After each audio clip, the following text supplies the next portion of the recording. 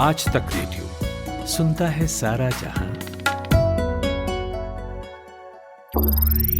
ज्ञान ध्यान।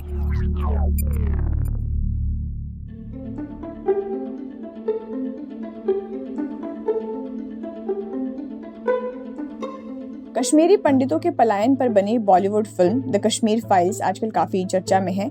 ये फिल्म लगातार बॉक्स ऑफिस पर भी अच्छा प्रदर्शन कर रही है। क्रिटिक की तरफ से भी इस फिल्म को अच्छा रिस्पांस मिला है।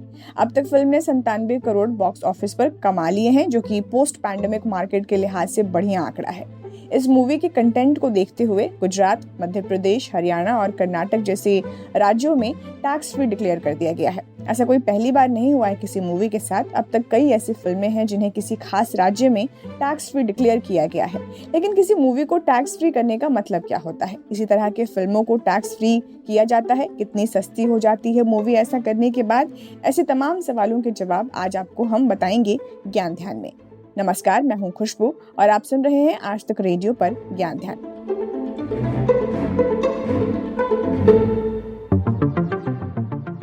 सबसे पहले टैक्स फ्री मूवी को समझने के लिए पहले ये समझना होगा कि मूवी टिकट पर टैक्स कितना लगता है। तो 2017-18 में जीएसटी के आने से पहले फिल्म टिकट पर एंटरटेनमेंट टैक्स लगता था।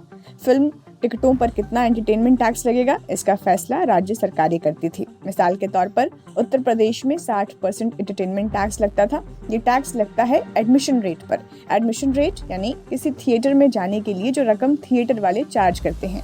मान लीजिए किसी सिनेमा घर का एडमिशन रेट है 200 रुपए, तो टैक्स के साथ यूपी में उस फिल्म की टिकट आम पब्लिक को 320 रुपए में मिलेगा। लेकिन साल 2017 में जीएसटी के आने से ये कैसे सारा खेल बदल गया, सुनिए हमारे साथी सूरज कुमार से।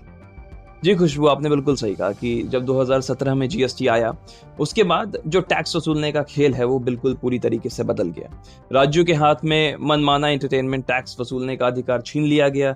केंद्र सरकार ने यह तय किया कि देश के हर हिस्से में फिल्मों की टिकट पर 28% जीएसटी लगेगा। ये जीएसटी राज्य और केंद्र के बीच बराबर बटेगा। मगर फिल्म इंडस्ट्री के लोगों को लगा कि 28% टैक्स ज्यादा है। उन्होंने सरकार से इसे कम करने की गुजारिश की।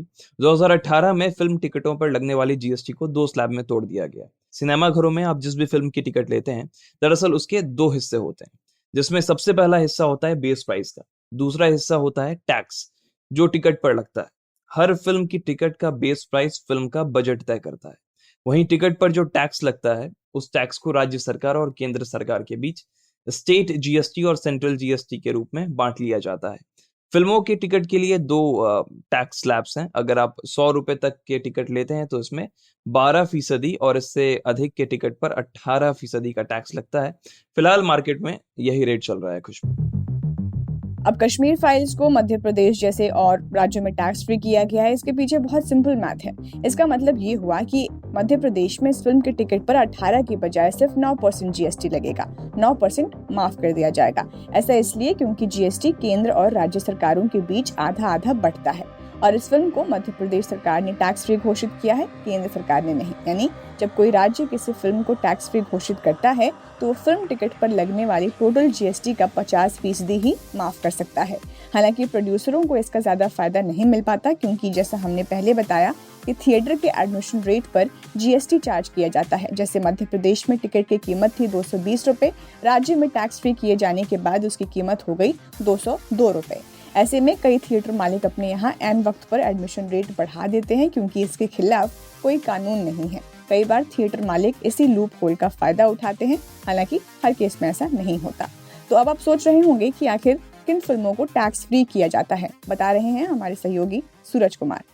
खुशबू, अमूमन तौर पर आप देखेंगी तो टैक्स से जिन फिल्मों को छूट दी जाती है उसके पीछे उनके सब्जेक्ट को आधार बताया जाता है कि किस सब्जेक्ट पर ये है। क्या वो मोटिवेशनल फिल्म है या फिर नेशनल हीरोज के ऊपर वो फिल्म बनी है, कम्युनल हार्मोनी को प्रमोट कर रही है। तो जो अच्छा मैसेज देती हैं वो फिल्में को टैक्स फ्री किया जाता है, और इसलिए भी किया जाता है ताकि उससे से ज्यादा लोग देखें।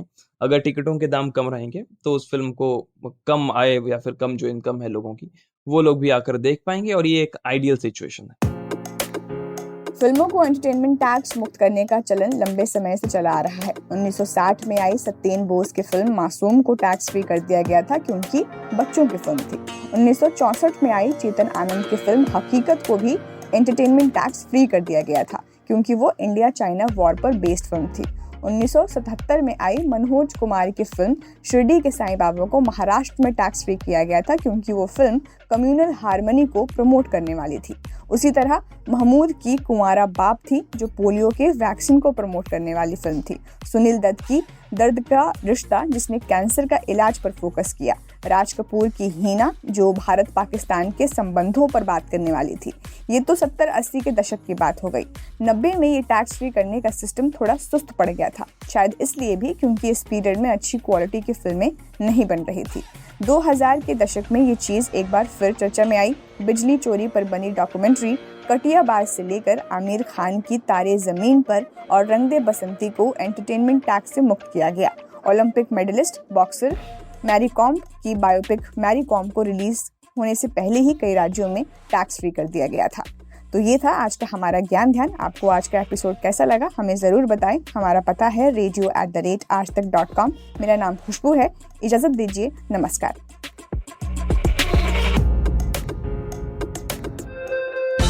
दिन भर की हलचल के बाद जब शाम ढल जाए तो चले आइए आज तक रेडियो पर। खबरों के सबसे अहम पड़ाव तक ले चलेंगे आपको। तसल्ली से बताएंगे कि दिन में हुआ क्या और जो हुआ उसका मतलब आपके लिए क्या था। फील्ड पर रहने वाले रिपोर्टरों की फौज है हमारे पास, एक्सपर्ट्स का जखीरा है। ये सब होते हैं इस डेली न्यूज़ एनालिसिस पॉडकास्ट में जिसका नाम है दिन भर। सोमवार से शुक्रवार हर शाम आज तक रेडियो पर।